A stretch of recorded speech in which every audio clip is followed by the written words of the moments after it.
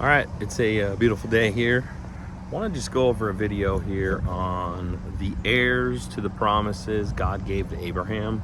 I think it's a very misunderstood portion of scriptures, and so I want to read Genesis 12:1-3. It says, "Now the Lord had said unto Abram, Get thee out of thy country, and from thy kindred, and from thy father's house, unto a land that I will show thee, and I will make thee a great nation, I will bless thee, and make thy name great, and thou shalt be a blessing. And I will bless them that bless thee, and curse him that curseth thee. And in thee shall all the families of the earth be blessed." So clearly you have the promises given to Abram before his name was changed to Abraham. Go to Galatians 3, verse 16 through 18. It says, "Now to Abraham and his seed were the promises made." So if you go to like Genesis 15, Genesis 17, you're going to see that the promises made to his seed. And so now Paul is going to argue the point here. It says, "Now to Abraham and his seed were the promises made. And he saith not to seeds as of many, but as of one, and to thy seed, which is Christ. And this I say, that the covenant that was confirmed before of God in Christ, the law, which was 430 years after, cannot disannul, that it should make the promise of none effect. For if the inheritance be of the law, it is no more of promise, but God gave it to Abraham by promise."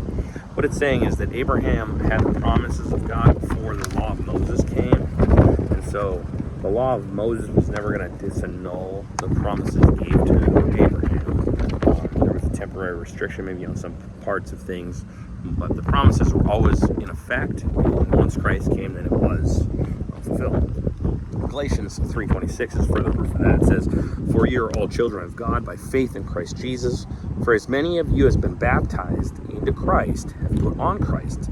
There is neither Jew nor Greek, there is neither bond nor free, there is neither male nor female, for ye are all one in Christ Jesus. And if ye be Christ, then ye are Abraham's seed, and heirs according to the promise." Galatians 6:15 is a great verse to consider. It says, "For in Christ Jesus neither circumcision availeth anything, nor uncircumcision, but a new creature. And as many as walk according to this rule, peace be upon them, and mercy, and upon the Israel, of God." Interesting. Verses Ephesians 2:11-13.